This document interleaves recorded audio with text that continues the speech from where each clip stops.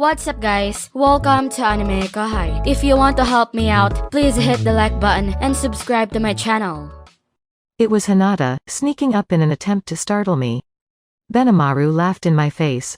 Even Soe was stifling a chuckle, a hand covering his mouth. I looked so dumb. Come on, my brother. And you too, Soe. Shuna, thankfully, yelled at them on my behalf, so I resisted the urge to speak up. And, I mean, if Raphael would have been kind enough to say something to me. Report. No malicious intent was detected. Yeah, I bet. So it's my fault for acting all haughty, like always. I sighed at myself and played it off with a chuckle. With Hinata at the table, we all ordered lunch. For 1 silver coin a pop, we got a pretty fancy spread, and we avoided any serious conversation as we enjoyed it. Full and satisfied, I decided to order some coffee, a little mature bitterness to round things out. And with enough sugar and milk, I had the perfect harmony between bitter and sweet. That's pretty much a café au lait, now, isn't it? I'd call you mature if you took it black, but that's liquid candy you're drinking. Hinata hit me back hard. I guess my inside voice had leaked out again. Will you shut up? This is fine. It's all part of the atmosphere. Oh? Because between that and your outfit, there's nothing mature about what I'm seeing at all. Oof. First the coffee and now my clothing? And, boy, is that really how I look? The clerk at that shop arranged what I thought was a neat poncho type thing. I thought it was, yeah, maybe a little on the young and springy side, but I trusted the staff there. And now look, I regretted ever trusting in a store employee's fashion sense. Damn it. This does seem like kids' wear, doesn't it? No, Sir Rimuru, it's lovely on you. Right, yeah, looks great. I thought you liked it. It's lovely on me? So I look like a kid to them? Man, what a shock. My clothes were comfortable, at least. I didn't dislike them, but that's not the issue. I'm supposed to be high society, you know? I had even grown a bit lately, enough that I could probably pass for a middle schooler. It makes you look cute. Those are the facts. Give it up. My shoulders slumped at Hinata's verdict. I guess I'd have to. I don't have the slightest amount of adult charm. I already am grown up. Why do I have to be obsessed with my height at this point in life? Maybe I'm just gonna have to face reality soon. Hinata, meanwhile, wasn't as brightly dressed as she was at the festival. She was looking smart in her paladin uniform, a dignified beauty in an outfit usually meant as menswear. Maybe she and I should swap looks? I resisted the urge to verbalize that thought, still a bit peeved as I went back to our first subject. With all due respect to the late Duke Muse, we needed to discuss the method of his murder.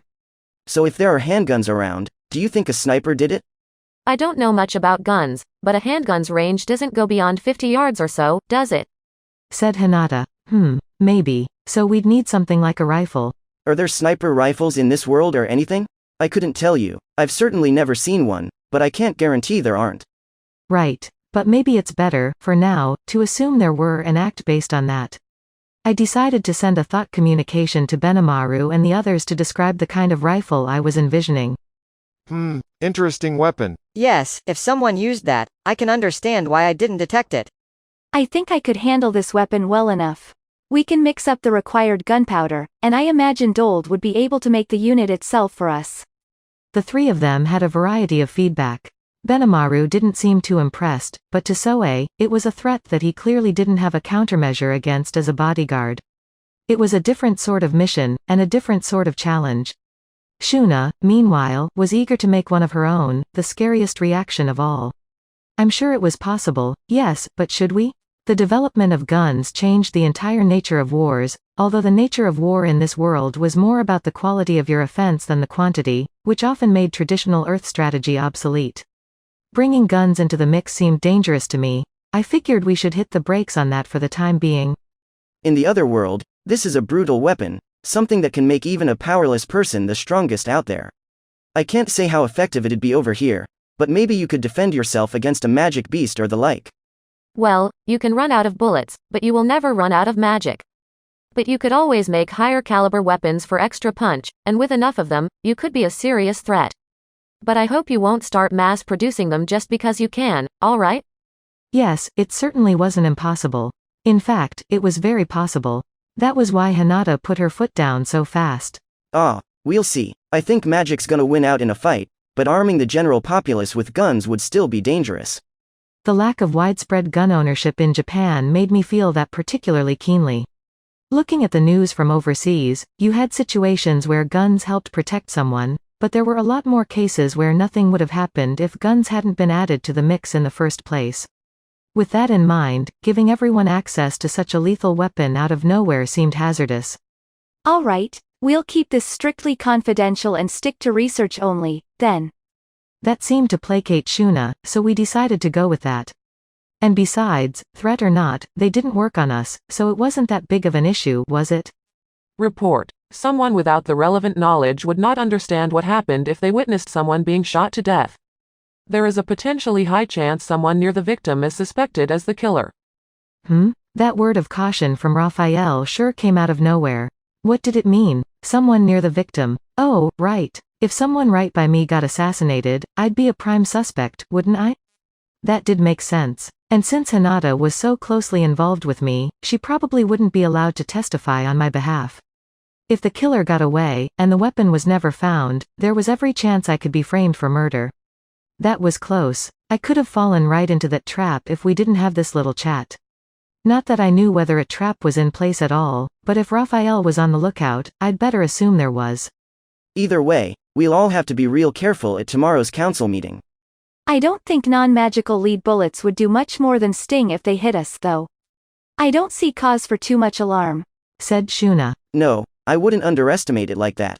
Like Hinata said, higher caliber weapons are more of a threat, and for all we know, there may be magic-infused bullets out there. Plus, if anyone got shot in the middle of the conference, I think people would point their fingers at me first. I worry about that as well.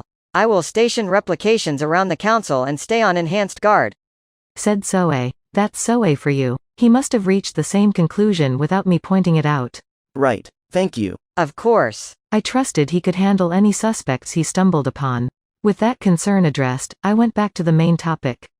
So, Hinata, why are they calling me here anyway? I still hadn't heard exactly what would be discussed tomorrow, although I had my hunches. Ramirez and Veldora thought it was about a dragon causing trouble, or a mystery demon lord rearing his ugly head, or some other nonsense. It wasn't any fairy tale junk like that. They wanted to see if they could accept me as one of them. And based on the 4-star treatment I was receiving, I expected some good news. Well, the resolution to let Tempest into the council passed at the last special session.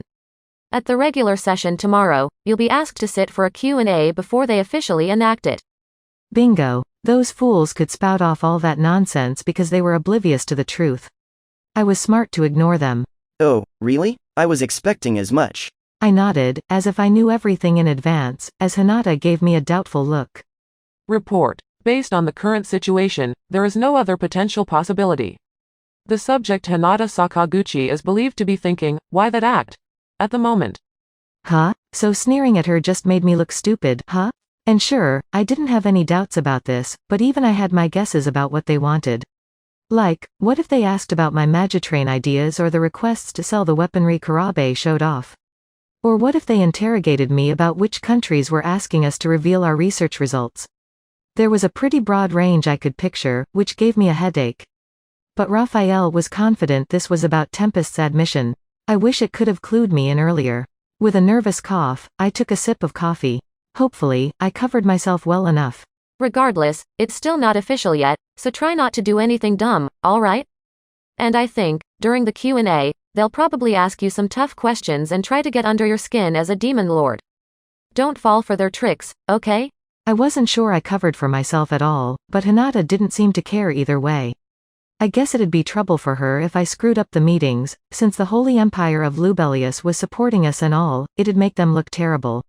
Thus, she was focused on giving me warnings, first and foremost. How unsettling. I have the patience of a saint. Nobody could anger me that easily. Oh, you're worrying way too much. Unlike you, I know how to deal with adult social situations. Huh? If you're picking a fight, you know I'm game anytime. No, not like that. See? There's the difference between Hinata and me, the way she so readily flips the switch. But getting her any angrier would be bad news for me. I closed my mouth, a little fearful. But you do have a point. They're giving me all the bombast of a royal guest, so I am worried that they'll want something from me in exchange. You've been looking into that, too, right, Soe? Yes, and I do have some information along those lines. Beyond that, it'll come down to the motives of the royalty involved in this affair, as well as what their subordinates think. Right. I'd appreciate it if we could talk that over later. Yes, Sir Rimuru. Not him and me, but him and Raphael, really. But there is one thing I'd like to ask Lady Hinata. What's that? I thought we were done here, but Soe had concerns of his own. He had deployed his team to the 4 corners of the globe, looking into matters. As they investigated the shadowy committee running the Western nations, they were also gathering information on each nation they visited. I was used to relying on them by now, whenever there was something I wanted to know, and knowing Soe, he must have heard some relevant rumor by now. It seems that several ministerial-level government officials from around the region are attempting to take advantage of our nation. Their aim Is to have Tempest serve as a defensive wall against the Eastern Empire? Yes, exactly, Lady Hinata. She had guessed it before Soe could finish. She must have had her finger on the pulse of it, too. So if a war breaks out, they want us to help them? Because right now, the only obligation we have along those lines is to Bloomin. Is that correct? Benimaru, for his part, concluded from his own analysis that Soe was worrying too much. He smiled at him, and I'd say he was right. But the real issue lay elsewhere. Hinata probably realized that as well, and judging by how worry-free she seemed, she must have reached the same conclusion I did. Plus, in my case, I had Raphael predicting the future for me, so I could trust in that. If Hinata agreed with me, that just sealed the deal. So let's check on that. Benimaru's right. Our only treaty along those lines is with the Kingdom of Bloomend. But even apart from that, I don't think we need to worry about the Empire. Could I ask why you think so? Soe questioned, apparently quite worried. He always was serious-minded like that. To calm his mind, I decided to lay out the conclusion Raphael led me to. Well, first off, it's important to think about things from the Empire's standpoint.